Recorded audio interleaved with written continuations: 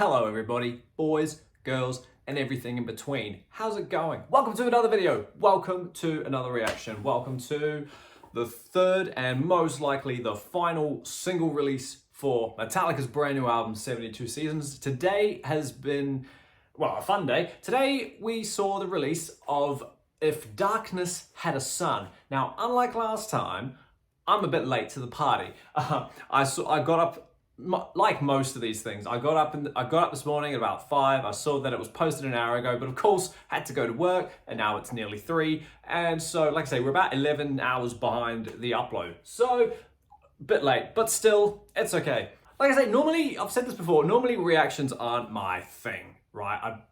I've tried to not do most of them, but weirdly enough, I've had a few people say that they like the way I do them.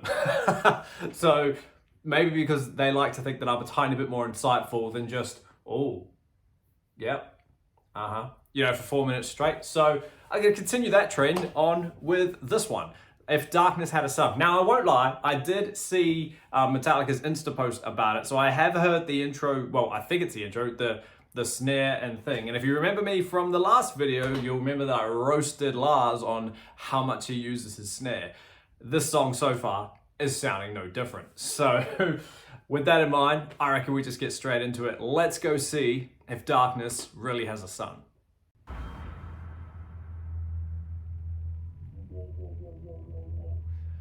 Okay. Whoa, subwoof sounds. Oh, that was piercing. Did we need that? Oh.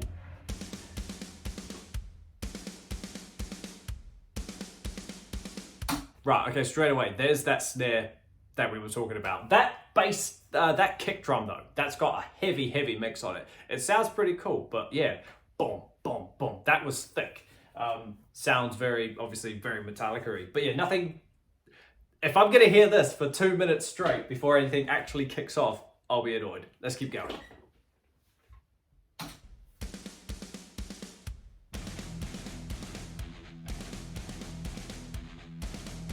All right, so we've got the riff like panning, not really panning, but they're both playing the riff. It's really loud in my ear. So they're both playing the riff with one of them holding the note and the other one just chugging along to it. And now obviously I can hear that Kirk, I'm assuming it's Kirk, who else would it be, is playing the lead over it. Let's see where this goes. Will it get built up? I'm not sure.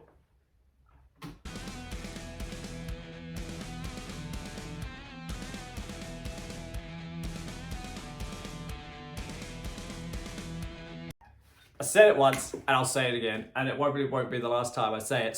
Lars has more than one drum. That's all it needed, like on every second, every fourth beat, bar, whatever. You know, just to change it up, because the snare can get a bit repetitive.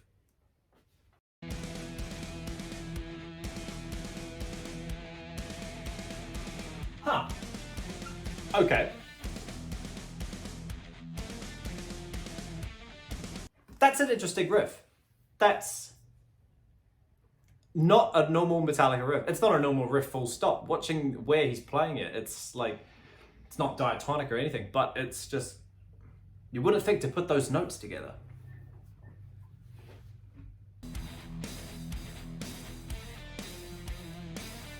We now got a standard 4/4 beat over the main riff. That sounds pretty cool, not gonna lie. I'm noticing also that these videos are having like sort of more or less like they've got the same theme throughout them. You know what I mean? Like with the darkness of the shadows across the band and stuff. Alright, real quick, before we get too into the verse and we get to focus. Yeah, like the videos, like obviously Screaming Suicide was black and white. Lux Turner was more strobe lighty, if I remember rightly, but yeah, this one's kind of in the middle. So, all right, we've got the verse now. Sorry to try not interrupt so much.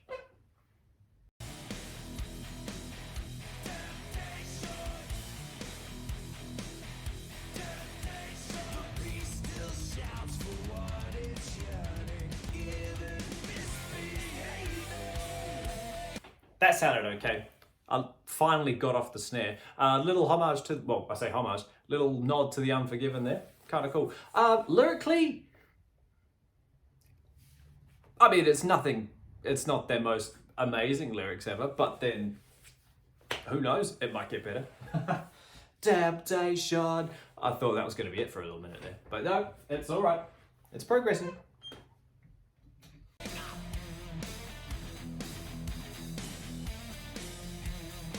Same driving riff, but chorus.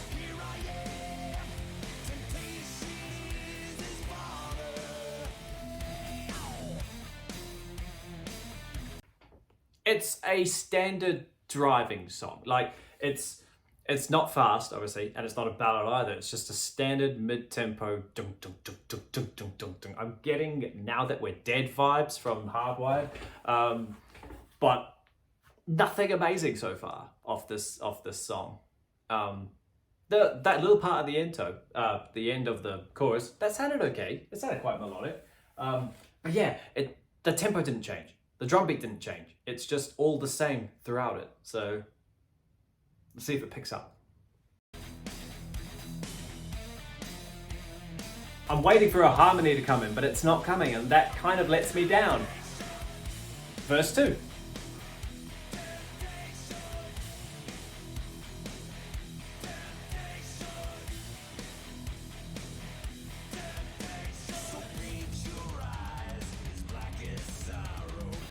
It's a bit bland, for a better word. Like I say, that riff,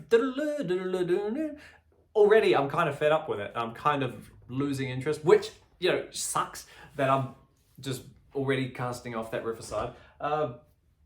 It could have been harmonized. You could have, you know, modulated the riff. The verse, it's either the verse sounds like a pre-chorus, or the verse is literally just temptation, and then that is a pre-chorus. So it's kind of like very, very quick stubs of lyrical, of vocals. That's the word I'm looking for. So far, the best part about the song is the chorus, but still, I mean, you'd expect that from a song. You want the chorus to be memorable and awesome and fun and catchy. I like that part. Temptation, Leave Me Be. I like that part. Okay, finally we have a riff change.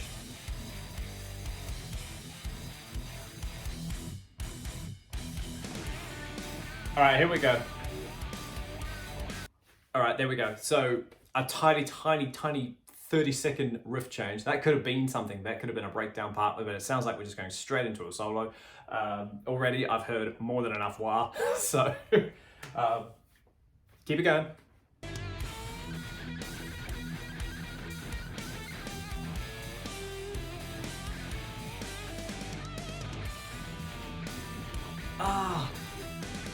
We've heard all this before. Like,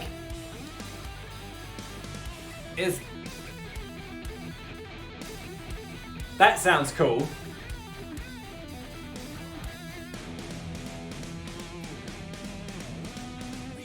Okay, that sounds like it's going to be cool, but that little part right at the end, that sounded nice. It sounded, obviously you had a bunch of wah bluesy parts at the start, and then a huge shred lick, and then a bit to kind of make it more memorable, melodic, a bit to hum to, a bit to sing along with. I'll have to hear that a few times before I've learned that melody, if it sticks. But again, it sounds like we've got another kind of heavy breakdown part coming, so let's get heavy.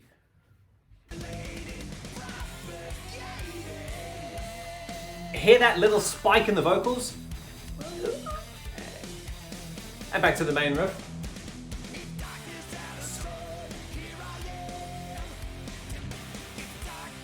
Okay. The ending, build me up.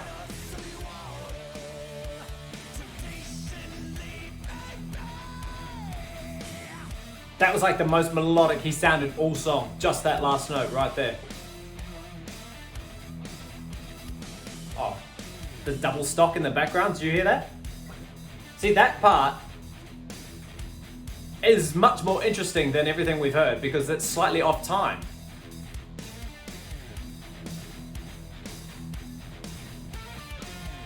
There's the harmony that I was waiting for. Why didn't they do that 5 minutes ago? Is that bass? That's the bass, right?